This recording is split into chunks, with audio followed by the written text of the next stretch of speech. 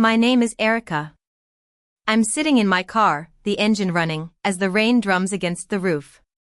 The road ahead is blurred by the downpour, just like my vision of my family's future has been for so long. I glance at the small black lockbox on the floor by my feet. Inside are documents and gifts worth nearly $80,000, carefully prepared for my son and his family. But now, I realize it was all in vain. Let me take you back. I've always been a strong-willed woman. I built my own business from the ground up, a small accounting firm that became quite successful over the decades. My husband, Tom, was a kind and gentle man. We had a wonderful life together, but he passed away a few years ago. After his death, the house that was once filled with laughter and warmth became a silent place.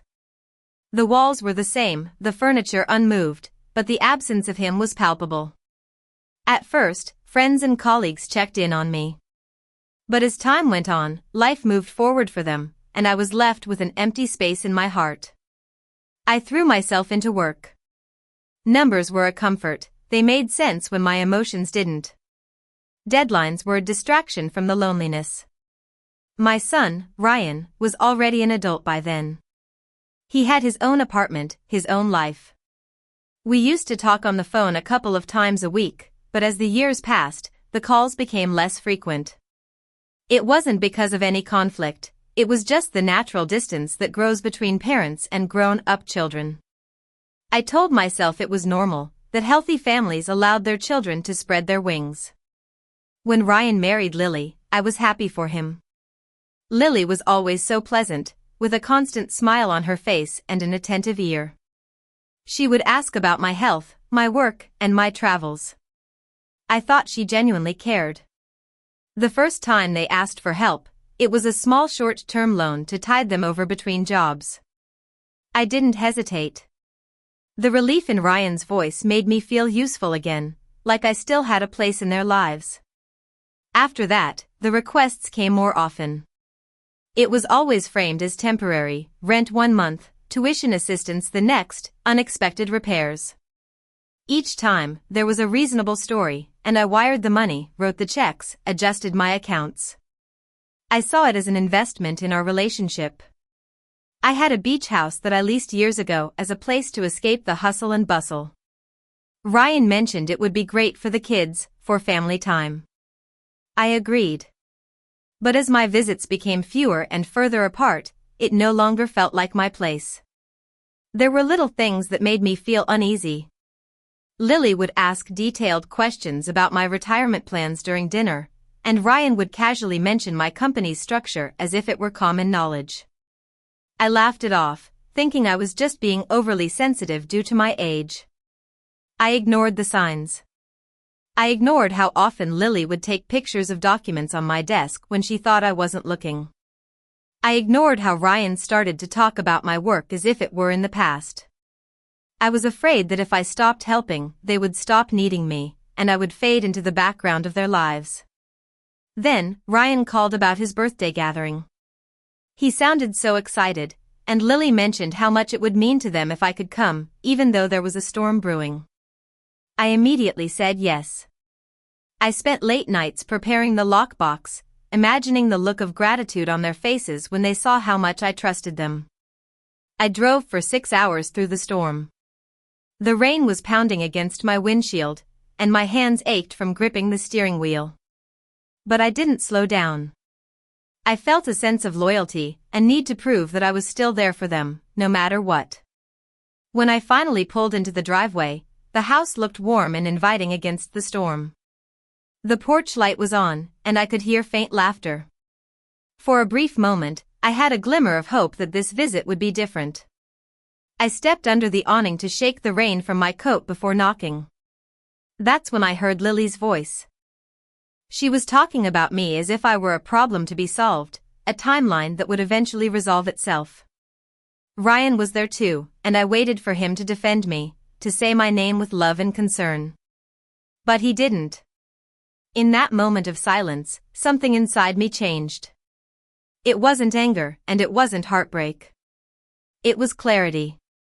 I walked back to my car without knocking. I sat there, listening to the rain, and I placed the lockbox on the floor. I pulled out of the driveway and turned the car around.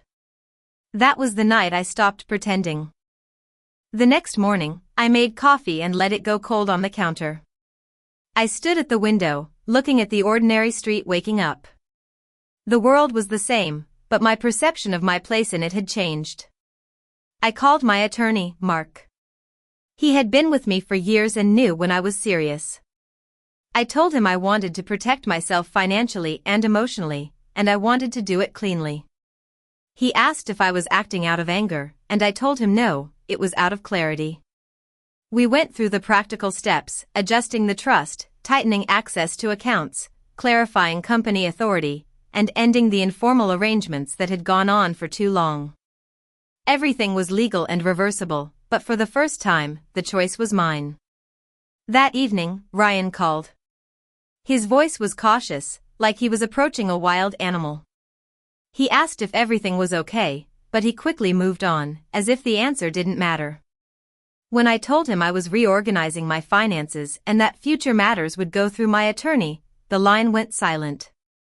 Then came confusion, followed by irritation, thinly veiled as concern. He asked why I was making things difficult. I told him I was just making things clear.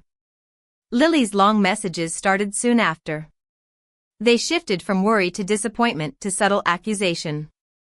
She reminded me of all the things they were dealing with and asked if I understood the pressure they were under. I read the messages once and put my phone face down on the table. For the first time, I didn't feel the need to respond.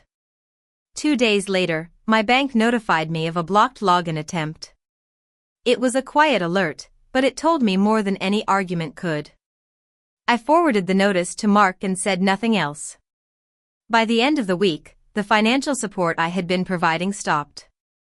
There were no announcements, no confrontations, just silence. The following Monday, they showed up at my office without an appointment. I was in a meeting when my assistant told me they were in the lobby. I watched them through the glass walls. Their postures were rigid, and their expressions were tight. Security was nearby, polite but firm. When I stepped out to meet them, Ryan tried to smile, but it didn't reach his eyes. Lily crossed her arms, her gaze full of expectation. They wanted answers, reassurance, and for me to go back to being the person who filled their gaps without question. I calmly told them that all financial discussions would go through my attorney, that my decisions were not up for debate in the lobby, and that this was not punishment but a boundary. Lily accused me of being cold, and Ryan said I was overreacting. I listened without interrupting, realizing how familiar this pattern was. Their frustration was not about losing me, it was about losing access to my money. After they left, the building felt quieter, not emptier, but calmer. That evening, sitting alone in my living room, I felt the weight of what I had done. It wasn't a dramatic break, it was a slow, deliberate step away from a role I had outgrown. For a few weeks, things were quiet. Ryan stopped calling, and Lily stopped sending long messages. The silence was almost louder than the arguments. I focused on my work, and the familiar routines helped keep my emotions in check. But there were still moments, late evenings and empty weekends, when the silence pressed in. I missed the idea of my family more than the reality. Then, Mark called to tell me that Ryan had contacted him directly, asking hypothetical questions about what would happen if I became incapacitated, about decision-making authority, and timelines. It confirmed my suspicions that they were recalculating their situation. A few days later, I received a letter from their attorney. The tone was formal and almost apologetic, but the message was clear. They thought I was acting irrationally and suggested mediation, implying that my decisions were punitive. I read the letter twice and put it in a drawer.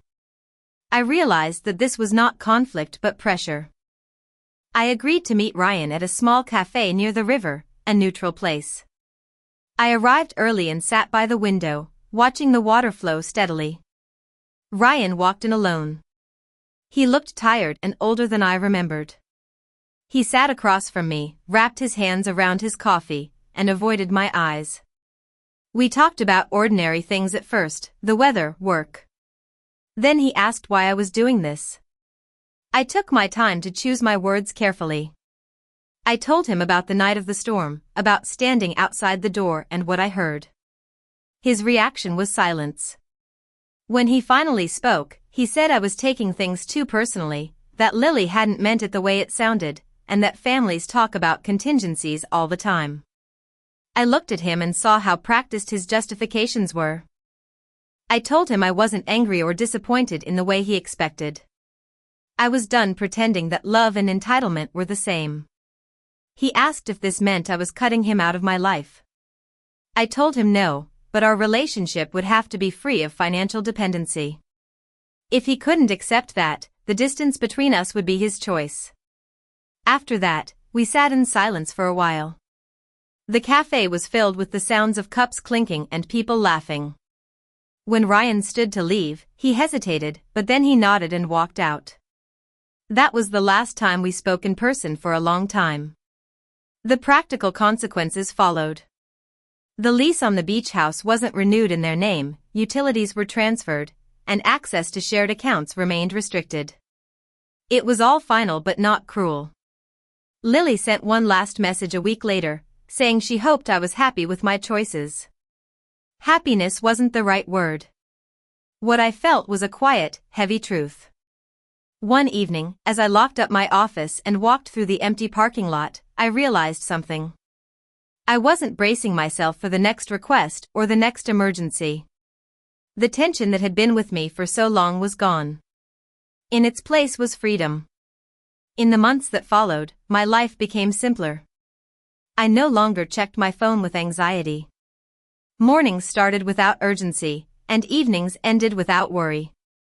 Ryan didn't call, and Lily didn't reach out. I didn't try to fill the silence with explanations. There were still moments of grief, especially during holidays. I would catch myself setting the table for more people than would come, but then I would quietly put the extra plates away. The loss was there, but it was different. It wasn't tangled with resentment or confusion. I made practical changes. I sold the beach house because it no longer represented rest. I simplified my estate plans, directing some of my savings to organizations that support older women facing financial exploitation. At home, I moved furniture and cleared out rooms I had avoided since Tom passed. One afternoon, on a whim, I visited a shelter and brought home an older dog. We understood each other immediately. Work also changed. I delegated more, took afternoons off without guilt, and stopped proving myself to those who didn't ask. The company ran smoothly without my constant oversight. I heard through mutual acquaintances that Ryan and Lily were struggling. The loss of financial support had exposed cracks in their relationship, and eventually, they separated. I didn't feel satisfaction or vindication. I felt a quiet sadness for the life they had tried to build on unstable ground. Months later, I received a letter from Ryan. His handwriting on the envelope made me pause. Inside, he apologized for not defending me and for assuming I would always be there. I read the letter slowly and put it back in the envelope.